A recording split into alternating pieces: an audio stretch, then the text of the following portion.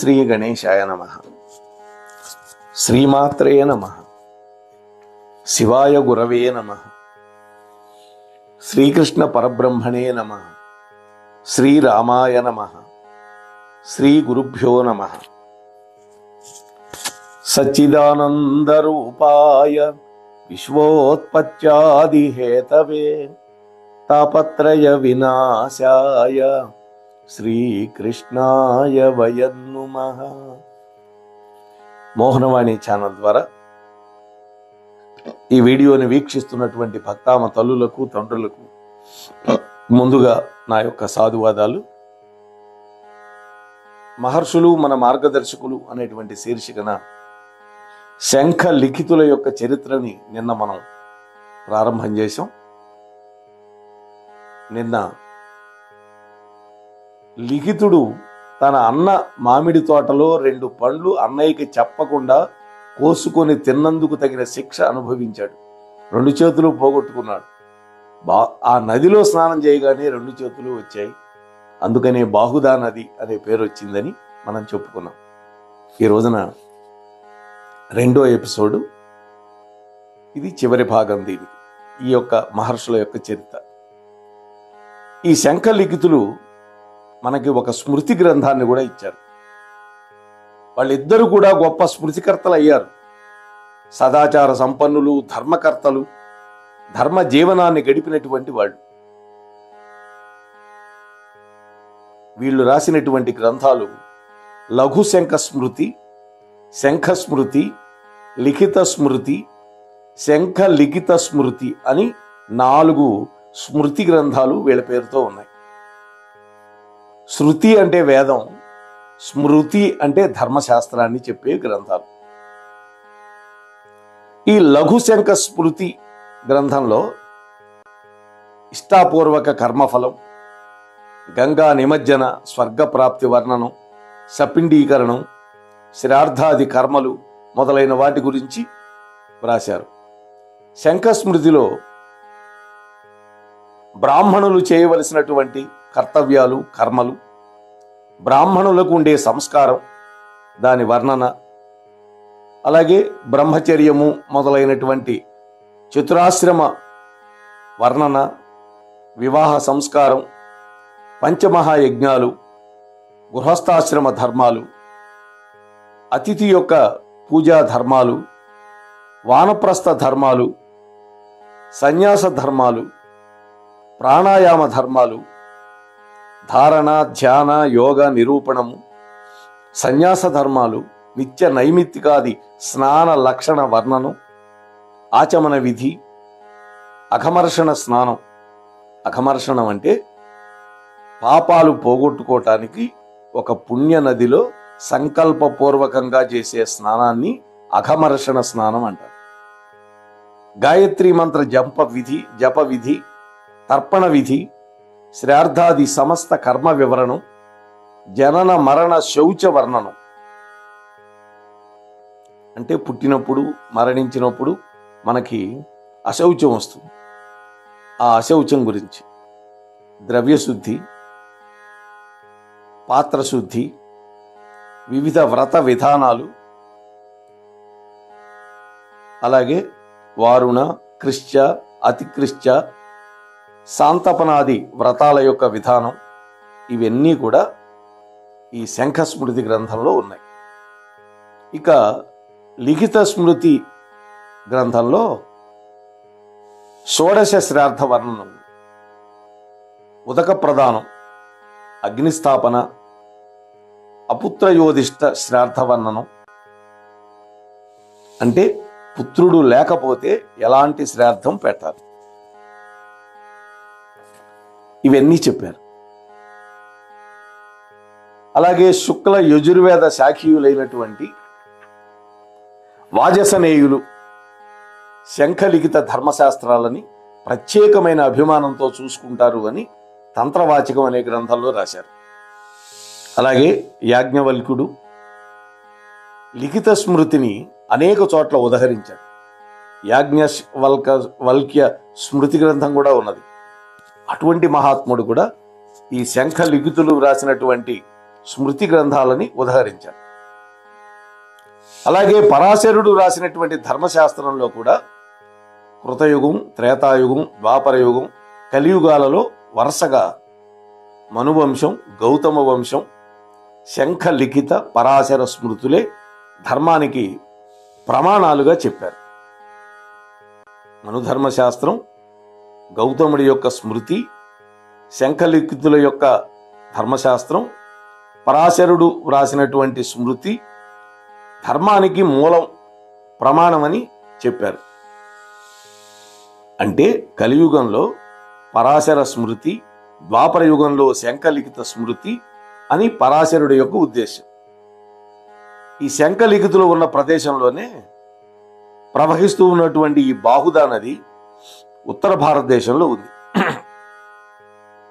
ఇప్పుడు హిమాచల్ ప్రదేశ్ ఉంది కదా, దానికి దిగువగా రాప్తి అనేటువంటి నదికి ఇది ఒక ఉపనదిగా ఉంది. పురాణంలో ఒక చోట తపతి, బాహుదా నదుల ప్రస్తావనలో కూడా ఒక శ్లోకం ఉంది. ఈ నదులు అన్నీ కూడా ఒకదానికొకటి వరుసగా అక్కచెల్లెళ్ళుగా ఉన్నాయి అని ఒక మహాకవి ఒక చోట వర్ణిస్తాడు. అంటే సరస్వతీ నదికి ఉపనదులే ఇవన్నీ. అయితే సరస్వతీ నది అంతర్వాహిని అయిపోయింది. ఒకనాడు ఈశాన్యం నుండి ప్రవహిస్తూ వచ్చి చాలా రాష్ట్రాల్లో ఉండేది ఈ సరస్వతీ నది. ముఖ్యంగా మానా అనేటువంటి ప్రదేశం ఉంది, బద్రీనాథ్, అక్కడ ఉత్తుంగ తరంగాలతో ప్రవహిస్తుంది సరస్వతీ నది. మేము వెళ్ళాం ఇటీవల సెప్టెంబర్లో, పోయిన సంవత్సరం. ఆర్యావర్తంలో ఉన్నటువంటి ఉపనదులు ఏవైతే ఉన్నాయో వాటిల్లో ఈ బాహుదా మొదలైన నదులన్నీ ఉన్నాయి. ఆర్యావర్తం అంటే ఉత్తర భారతదేశం. ప్రతి వ్యక్తి కూడా ఋషులలో ఉన్నటువంటి ఎవరో ఒకరి గోత్రంలో ఉండేవాళ్ళే. అంటే ప్రతి వ్యక్తికి ఒక మూల పురుషుడు ఉంటాడు. ఇప్పుడు మాది కౌండిన్య గోత్రం, కౌండిన్య మహర్షి యొక్క సంతానం మేమంతా. మాది త్రయాఋషేయం, 3 ఋషులు మా వంశానికి, వాసిష్ఠ, మైత్రావరుణ, కౌండిన్య. ఈ ఋషుల చరిత్రలు మన అందరి యొక్క పూర్వీకుల యొక్క తండ్రి తాతల యొక్క చరిత్రలే. వాళ్ళందరికీ మనం సేవ చేయలేం కదా. అయితే వాళ్ళ నామస్మరణ చేసి వాళ్ళకి మనస్సులో నమస్కారం చేయటం కూడా వాళ్ళు మన పట్ల ప్రసన్నులు కావడానికి హేతు అవుతుంది. అందుకనే మనం సంకల్పం చెప్పేటప్పుడు మనం ఏ గోత్రీకులమో తప్పకుండా చెప్పుకుంటాం. అలాగే మన గోత్రానికి ఉండే ఋషుల పేర్లు కూడా స్మరించుకుంటాం వాళ్ళ అనుగ్రహాన్ని పొందటానికి. మరి ఈ ఋషుల దృష్టి మన మీద ఎందుకు పడటం లేదని అనుమానం వస్తూ ఉంటుంది మనకి. మనం కోరుకుంటున్నామా అనుగ్రహం కావాలి అని? ఆ ఋషులు లోకహితం కోసం సంకల్పం చేసి అఖండమైన తపస్సు చేసి జీవన్ముక్తులయ్యారు, తపోలోకానికి వెళ్ళిపోయారు. ఈ భరతవర్షంలో వాళ్ళ సంతానమైనటువంటి మనం వాళ్ళు చెప్పినటువంటి బోధలు విని ఆ ప్రకారంగా జీవించి తరించాలి అనేది ఆ మహర్షుల యొక్క ఆకాంక్ష. దానికోసం కాకపోతే మరెందుకు, ఎవరి కోసం ఈ స్మృతి గ్రంథాలు వాళ్ళు రాశారు? తన వంశంలో పుట్టినటువంటి వాళ్ళు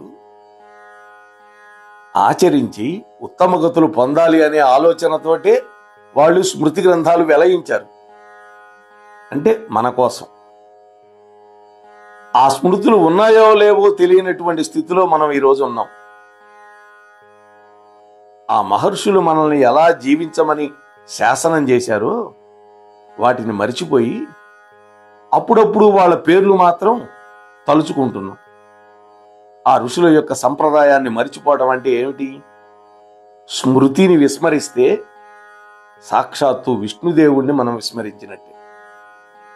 కాబట్టి ఋషులు లోకహితం కోసం అనేటటువంటి ఆలోచనతోటి ధర్మశాస్త్రాలు మన కోసం రాసిపెట్టి వెళ్ళారు. అంటే మనం ఈ లోకంలో సుఖంగా జీవించడానికి, అట్లాగే ఇక్కడ ఏ ఏ ధర్మాలను మనం అనుసరిస్తే, అనుష్ఠానం చేస్తే ఆముష్మికమైనటువంటి ఉత్తమ మార్గంలో మనం ఉత్తర గతికి వెళతామో ఆ మార్గాన్ని చెప్పేవే వారు రచించి మన కోసం ఉంచినటువంటి స్మృతి గ్రంథాలు. ఈ ఋషి గోత్రాలు, ఈ సంప్రదాయాలు లేకపోతే అసలు భారతీయత ఎక్కడుంటుంది? మన హైందవ ధర్మం ఏ విధంగా ఉంటుంది? మన భారతీయ సంప్రదాయాలంటే కేవలం వర్ణాశ్రమ ధర్మాలు మాత్రమే కాదు, సమస్త వర్ణాలకి, సమస్త ఆశ్రమాలకి ధర్మాలు చెప్పి మానవ జాతి యావత్తు క్షేమాన్ని కోరుకున్నటువంటి వాళ్ళు మహర్షులు. అందుకనే మహర్షుల చరిత్రలు చెప్పడానికి నేను ప్రయత్నం చేస్తూ ఉన్నాను. సద్గురు డాక్టర్ కె శివానందమూర్తి గారు ఎంతో ప్రయత్నం చేసి ఎన్నో గ్రంథాలు, పురాణాలు, ఇతిహాసాలన్నీ మధించి అందించారు మనకి. అంత తేలిగ్గా రాలేదు మనకి. ఇందాక బాహుదా నది ఉత్పత్తి గురించి ఆ చేతులకు ఖండించినటువంటి ఘట్టం మహాభారతంలో అనుశాసనిక పర్వంలో ఉన్నది కదా.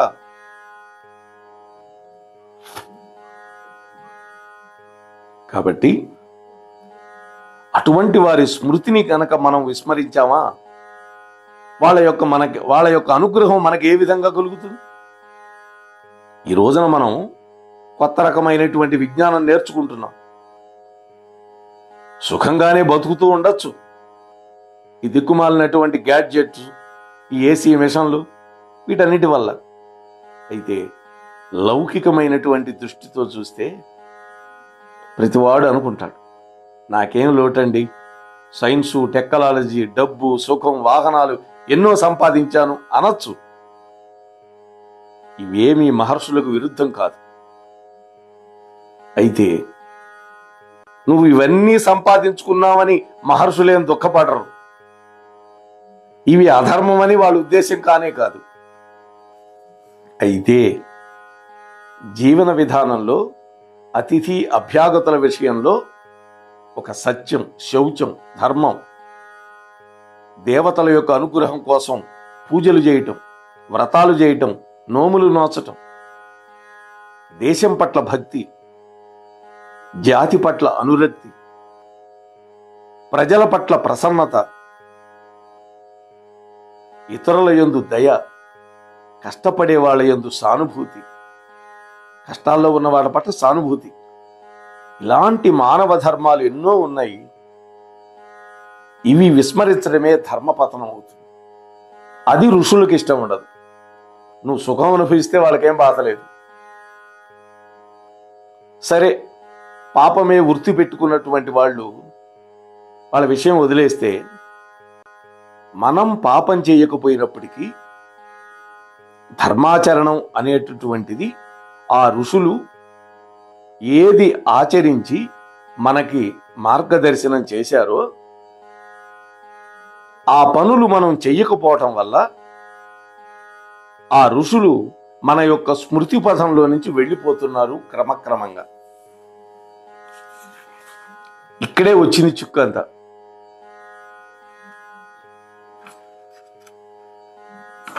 అంటే వాళ్ళు మనకి ఇచ్చినటువంటి జ్ఞానాన్ని మనం ఉపయోగంలో పెట్టుకోవటల్లా, అనుష్ఠానంలోకి తెచ్చుకోవటల్లా. ఇది ప్రమాదంగా మారుతోంది. జీవహింస చేయడంలో మనలో దయా దాక్షిణ్యం రెండూ లేవు. మరో ఆలోచనే లేకుండా మన ఎదట ఉన్నటువంటి అల్పజీవులని నిర్దాక్షిణ్యంగా చంపగలుగుతున్నాం. ఆవులను చంపే దుర్మార్గులు తయారయ్యారు. కష్టపడుతూ దరిద్రంలో ఉండేవాడిని మనం సానుభూతితో చూడటల్లా. వాడి కష్టానికి నాకేమైనా బాధ్యత ఉందా అనుకుంటున్నాం. వాడి కష్టాలు తీరడానికి నేనేమైనా చెయ్యాలా? ఇలాంటి ఆలోచనే మనలో పుట్టట్లా. ఎవడి మటుకు వాడు ధనవంతుడే. ఆ ధనవంతుడు ఏమనుకుంటాడు? నేను ఇంకా సంపాదించాలి, ఇంకా కోటీశ్వరుడు కావాలి అనుకుంటుంటాడు. దానికి ఒక పరిమితి లేదు. నేను తృప్తిగా ఉన్నాను అనే భావన ఎవడికి కలగటంలా. ఎంత సంపాదించినా, ఎంత ఉన్నా ఏదో అసంతృప్తి వెంటాడుతూనే ఉన్నది. ఇటువంటి నేటి భావాలన్నీ కూడా ఆర్య ధర్మాలు కావు. మన ఋషులు మనని ఏ ధర్మ మార్గంలో చరించమన్నారో ఆ మార్గానికి సంబంధించిన ధర్మాల్లో ఈ రోజున మనం అతిక్రమించనటువంటి ధర్మం లేదు అంటే ఈ మాట అతిశయోక్తి కానే కాదు. అందువల్ల మళ్ళా మన ఋషులను మనం గనక స్మరించుకుంటే, వారు చెప్పినటువంటి విషయాలు మన అనుష్ఠాన పర్యంతంలోకి, మన జీవితంలోకి తెచ్చుకుంటే ధర్మ మార్గంలో చరించేటటువంటి మనోబుద్ధి చిత్తాలు అనుగ్రహించమని ఆ మహర్షులను మనం ప్రార్థిస్తే వాళ్ళు అవి మనకు ప్రసాదిస్తారు. ఎందుకని? వాళ్ళు పరమ దయాళువులు కాబట్టి, వాళ్ళు నిస్వార్థ జీవులు కాబట్టి. మరి వాళ్ళు ఇక్కడ లేరు కదా అనుకోవచ్చు. భౌతిక ప్రపంచంలో లేకపోయినా దివ్య దేహాలతో వారు ఈ భూమండలంలో చరిస్తూ ఉంటారు. మన ప్రార్థన వాళ్ళకి వినపడుతుంది. అంతఃకరణంలో ధర్మం మీద శ్రద్ధ కలిగిన వాడు భారతదేశం మళ్ళీ ఒక భూలోక స్వర్గంగా మారిపోతుంది. ఇందులో ఎక్కడ అనుమానం లేదు. అయితే అంతఃకరణంలో ధర్మం మీద శ్రద్ధ ఉండాలి మనకి. ఋషులకు మన యందు అనుగ్రహం ఉంది, కానీ మాట వినని కొడుకును తండ్రిని ఏమైనా ప్రేమిస్తాడా? అట్లాగే ఋషుల యొక్క మార్గాన్ని మనం గనక అనుసరించకపోవడం వల్ల మనకి దోషం సంక్రమించింది. ఈ రాజకీయ స్వాతంత్ర్యం, ఈ ఇండస్ట్రీసు, కమ్యూనికేషను, వీటి వల్ల మనకు వచ్చే గొప్ప ఏమీ లేదు. దీనివల్ల మన జాతికి ఆత్మగౌరవం ఏం పెరగదు, జ్ఞానము పెరగదు, శాంతి సౌఖ్యాలు దీనివల్ల అసలే పెరగవు. అశాంతి, అసౌఖ్యం, దుఃఖం, భయం, ఆపద, మృత్యు భయం ఇవన్నీ మనల్ని వెంటాడుతూనే ఉంటాయి. ఆల్ఫ్రెడ్ నోబెల్ అనే ఆయన లోకోపకారం కోసమని డైనమైట్ అనేది కనిపెట్టాడు. ఆ తరువాత బాంబులు తయారు చేసి లోకాలను విధ్వంసం చేయడానికి దాన్ని వాడుతున్నారు. ఆయన ఏడ్చాడు ఒక దశలో, ఆల్ఫ్రెడ్ నోబెల్. అది పరిస్థితి. ఇవన్నీ ఉండి కూడా ఈ సంపదలన్నీ ఎప్పుడు మనిషి విషయంలో శాశ్వతం కాదు. ఎందుకని? రాజే కింకరుడగు, కింకరుడే రాజగు చెప్పలేము. లేదు, ఇక్కడ కోటీశ్వరుడు కూడా వెళ్ళేటప్పుడు ఉత్త చేతులతోనే వెళ్ళాలి. అలెగ్జాండర్ ద గ్రేట్ కూడా అదే చెప్పాడు. నేను చనిపోయిన తర్వాత శవపేటికలో నుంచి నా 2 చేతులు కన్నాలు చేసి బయటకు వచ్చేటట్టు పెట్టమన్నాడు. ఎందుకనట? ఇంత గొప్ప అలెగ్జాండర్ ద గ్రేట్ ప్రపంచ విజేత కూడా వెళ్ళేటప్పుడు ఉత్త చేతులతోనే వెళుతున్నాడు అనే విషయం అందరికీ తెలియాలి అన్నాడు. అది అందుకని వెళ్ళేటప్పుడు వెంట ఏదీ రాదు, పుణ్యపాపాలు తప్ప. అందుకనే మనం పశువధ మానుకుందాం. ఇది చాలా భయంకరంగా ఉంది ఇవాళ. అంటే ఇన్ని పశువులను వధించటం క్రూరం క్రూరం క్రూరం. ఇంత భారీ స్థాయిలో ప్రతి ఊళ్ళో అనేక వందల పశువులను చంపడం ఆనాడు లేదు. ఇప్పుడు లక్షలాది పశువులని కబేళాలలో వధించి మాంసాన్ని విదేశాలకు ఎగుమతి చేస్తున్నారు. అంటే యంత్రాలు వచ్చినాయి చంపటానికి. ఇవి ఆలోచించాలి మనం. మన మహర్షులు చెప్పినటువంటి బోధలు, వాళ్ళు మనకిచ్చినటువంటి ప్రాపంచికమైన కర్తవ్యాలు మరచిపోయామనే మాట మాత్రం మనం గుర్తు చేసుకోవాలి అనుక్షణం. వాళ్ళు లోకహితం కోసం మనకెన్నో ధర్మాలు చెప్పారు. తమ సంతానం మాత్రమే బాగుండాలని కాదు మహర్షుల యొక్క ఉద్దేశం. తమ సంతానం వల్ల లోకానికి హితం జరగాలి. తద్వారా సంతానం పుణ్యశ్లోకులు కావాలి, లోక విధ్వంసకులు కాకూడదు. ప్రతి ఋషివాక్యానికి ఎంతో లోతైనటువంటి, విశాలమైనటువంటి, సమస్త జగత్తుకి సమస్త కాలాలలో హితం చేకూర్చే భావం కలిగినటువంటి అర్థాలు ఉన్నాయి. ఉదాహరణకి మహర్షులు చెప్పిన వాటిల్లో పితృదేవతలను ఆరాధించడం ఒక గొప్ప విధి. అంటే చనిపోయినటువంటి వాళ్ళని అర్చించడం, వాళ్ళ పేరుతోటి ప్రతి సంవత్సరం పెట్టే ఆబ్దీకం, వాళ్ళ పేరుతో దాన ధర్మాలు, ఇవన్నీ బ్రతికి ఉన్న వాళ్ళకి అన్నం పెట్టమని చెప్పచ్చు కదా అని తద్దినాల మీద ఒక విమర్శ చేస్తుంటారు ఇవాళ కుహనా పండితులు. బ్రతికేవాడికి అన్నం పెట్టమని వాళ్ళు అన్నారు, అయితే చనిపోయిన వారి పేరు వాళ్ళ పేరు మీద పెట్టమని వాళ్ళని జ్ఞాపకం చేసుకోమని చెప్పారు. ఆ చనిపోయిన వాళ్ళు ఏమైనా తింటున్నారా? వాళ్ళ పేరుతోటి దానం చేయమన్నారు అన్నం. అంటే చనిపోయిన వాడు తింటాడా? వాడికి తద్దునెందుకు పెట్టాలి? ఇట్లాంటి దిక్కుమాలిన ప్రశ్నలకి పోయిన వాడికి శ్రార్థం పెట్టి ఉన్నవాడికే భోజనం పెట్టమంటున్నారు వాళ్ళు. అయితే వాళ్ళ ఈ ఉద్దేశాన్ని మర్చిపోయినాం వాళ్ళు చెప్పిన దాన్ని. ఇటువంటి కుతర్కంతో కూడినటువంటి వాదనలు కొంతమంది చేస్తూ ఉన్నారు, అందరు కాదు. రోజు ఒక్కసారైనా దేశం కోసం ప్రార్థించాలి. గోబ్రాహ్మణేభ్య శుభం భవతు అని రోజు నమస్కరించాలి.